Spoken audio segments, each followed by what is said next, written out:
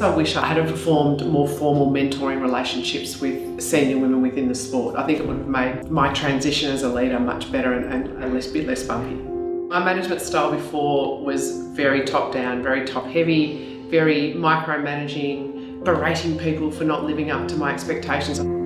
I had to learn to change. Now my management style is far more inclusive, more collaborative. I'm still very headstrong and I still am happy to make decisions and I still have high expectations, but I'm far better at bringing everyone along with me.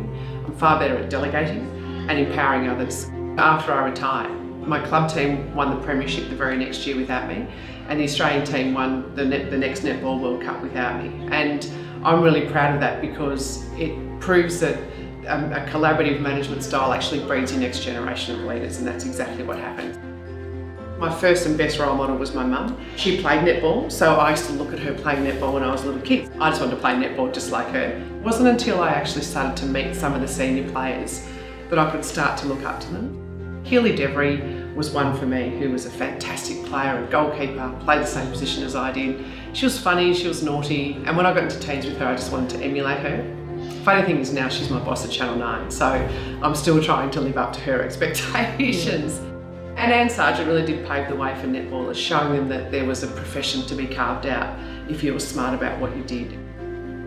What you see when you're a kid are these women who are running this association catering to thousands of people, score sheets get delivered on times, umpires turn up at games. Like, they are great role models from a can-do point of view, and I had lots of them.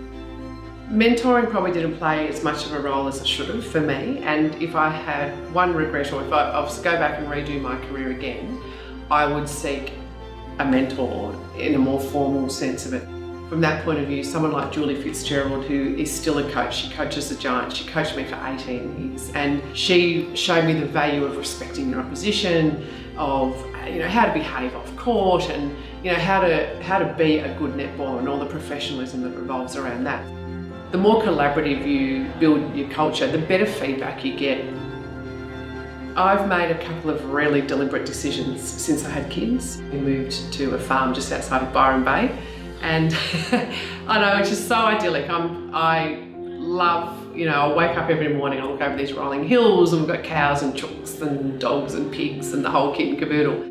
Your decisions are much easier when you know what your priorities are, and that's true from a leadership point of view, but also from a family point of view. They are my first priority. How much will this impact the time that I get to spend with them? If that burden is too heavy, I'm quite happy to say no to work. Your kids are only little for a certain amount of time, and I love lying in bed in the morning with my 2-year-old drinking cups of tea. That's my priority.